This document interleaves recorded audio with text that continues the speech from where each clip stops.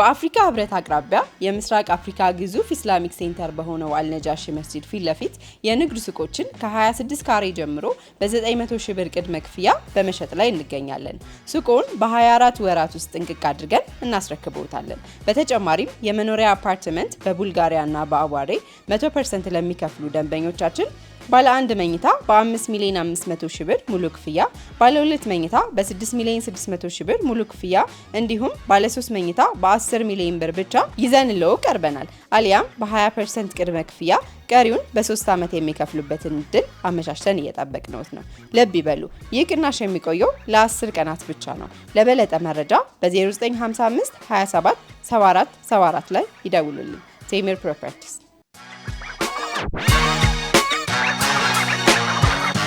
ጤና ይስጥልኝ ተመልካቾቻችን፣ እንኳን ለትንሣኤ በዓል በሰላም አደረሳችሁ። አዲስ መረጃም ደርሶናል። በላይ በቀለ ነኝ።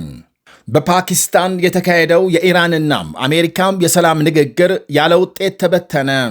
ለ21 ሰዓታት የተካሄደው ንግግር ያለምንም ውጤት መጠናቀቁን የአሜሪካ ልዑካን መሪ ምክትል ፕሬዝዳንት ጄዲ ቫንስ ገልጸዋል።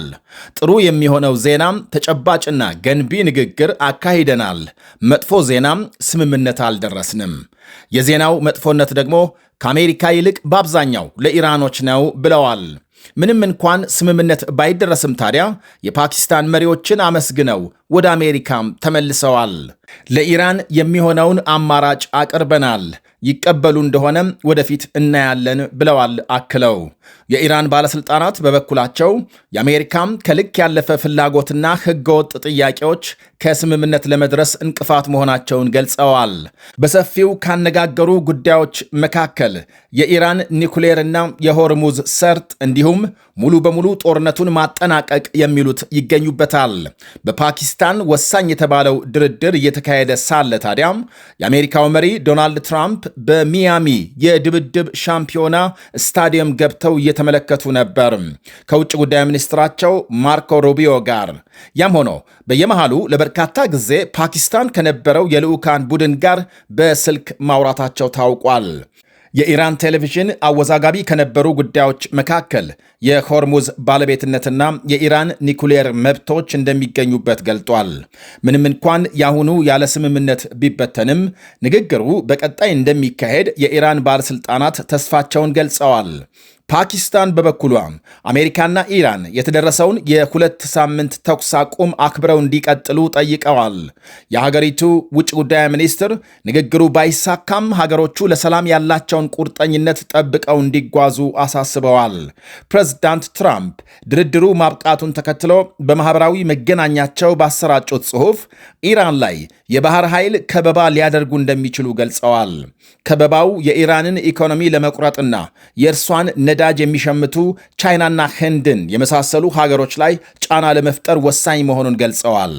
ይህ የባህር ኃይል ከበባ ስልት በቅርቡ የቬንዙዌላ ኢኮኖሚ በአፍጢሙ እንዲተከል ማድረጉን አስታውሰዋል።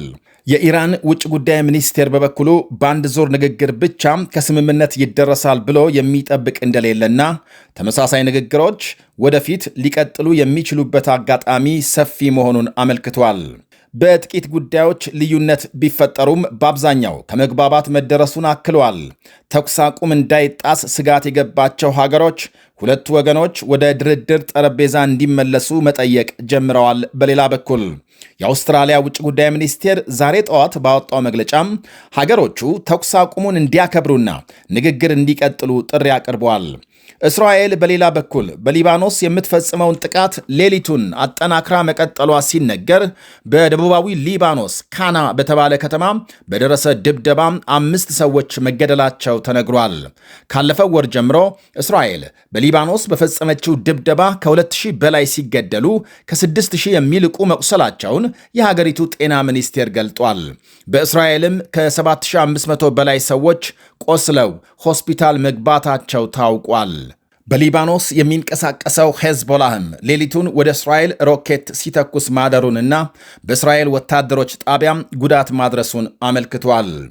በሊባኖስ የሚንቀሳቀሰው የሺሃት ሙስሊም የፖለቲካ ፓርቲና የሚሊሻ ቡድን ሄዝቦላህ የኢራን አገዛዝ ስልጣን መያዙን ተከትሎ እንደ ፈረንጆቹ አቆጣጠር በ1980 ነው የተመሰረተው በኢራን ሙሉ ድጋፍ።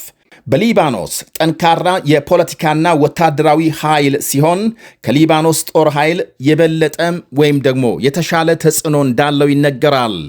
የሄዝቦላህ ምስረታም በዋነኛነት እስራኤል በደቡባዊ ሊባኖስ የምታካሄደውን መስፋፋት ለመዋጋት መሆኑ ሲነገር ወታደራዊ አቅሙን እያዳበረ በጥቂቱ ከ150 ሺህ በላይ ሚሳኤሎችና ሮኬቶች ባለቤት ነው ይባላል። ከእስራኤል ሌላም በሶሪያ የእርስ በርስ ጦርነት የባሽር አልአሳድን አገዛዝ በመደገፍ ቁልፍ ሚና ሲጫወት መቆየቱ ይወሳል። የተለያዩ ሀገሮችና ተቋማት ሄዝቦላህን በአሸባሪነት የፈረጁ ሲሆን አሜሪካም፣ እስራኤል፣ ብሪታንያ፣ ጀርመን፣ ካናዳና የአረብ ሊግ ይጠቀሳሉ። ይህ በእንዲህ እንዳለ ጠቅላይ ሚኒስትር ቤንያሚን ኔታንያሁ እስራኤል ኢራንና አጋሮቿን መዋጋት ትቀጥላለች ሲሉ ዝተዋል። ኔታንያሁ ማምሻውን ባሰራጩት መልእክት በእኔ የሥልጣን ዘመን እስራኤል የኢራንን አሸባሪ አገዛዝና ቡድኖቹን መዋጋት አጠናክራ ትቀጥላለች ብለዋል። מפקד יחידת המבצעים של כוח קודס, את מפקדי משמרות המהפכה, את מפקדי הבסיס. የቱርክ መሪ ራሲብ ጣይብ ኤርዶዋንን በቱርክ ኩርዶች ላይ ለተፈጸመ ጭፍጨፋ ማለትም ኢራን ለፈጸመችው ጭፍጨፋ ሁኔታዎችን አመቻችተዋል ሲሉ ወቅሰዋል። በዝርዝር ግን አልገለጹም። ወደ ሌላ መረጃ ስናልፍ የጅቡቲው ፕሬዝዳንት ኢስማኤል ኦማር ጌሌ ለስድስተኛ ጊዜ የሀገሪቱ ፕሬዝዳንት ሆነው ተመርጠዋል። ኦማር ጌሌ በሀገሪቱ በተካሄደ ምርጫ 98 በመቶ የመራጮች ድምፅ በማግኘት ማሸነፋቸው ተነግሯል። ለ27 ዓመታት ስልጣን ላይ የቆዩት እስማኤል ኦማር ጌሌ ስልጣን ለመልቀቅ ቃል ከገቡ በኋላ ነው ሐሳባቸውን ለውጠው የተወዳደሩት።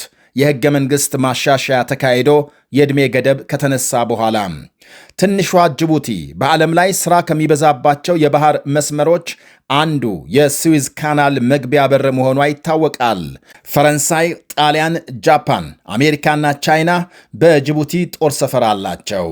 ኦማር ጌሌ ለስድስተኛ ጊዜ በመመረጣቸው ደስታቸውን ገልጸዋል። በአፍሪካ ህብረት አቅራቢያ የምስራቅ አፍሪካ ግዙፍ ኢስላሚክ ሴንተር በሆነው አልነጃሺ መስጂድ ፊት ለፊት የንግድ ሱቆችን ከ26 ካሬ ጀምሮ በ900 ሺህ ብር ቅድመ ክፍያ በመሸጥ ላይ እንገኛለን። ሱቁን በ24 ወራት ውስጥ ጥንቅቅ አድርገን እናስረክብዎታለን። በተጨማሪም የመኖሪያ አፓርትመንት በቡልጋሪያና በአዋሬ 100% ለሚከፍሉ ደንበኞቻችን ባለ 1 መኝታ በ5 ሚሊዮን 500 ሺህ ብር ሙሉ ክፍያ፣ ባለ 2 መኝታ በ6 ሚሊዮን 600 ሺህ ብር ሙሉ ክፍያ እንዲሁም ባለ 3 መኝታ በ10 ሚሊዮን ብር ብቻ ይዘንልዎ ቀርበናል። አሊያም በ20% ቅድመ ክፍያ ቀሪውን በ3 ዓመት የሚከፍሉበትን እድል አመቻችተን እየጠበቅነዎት ነው።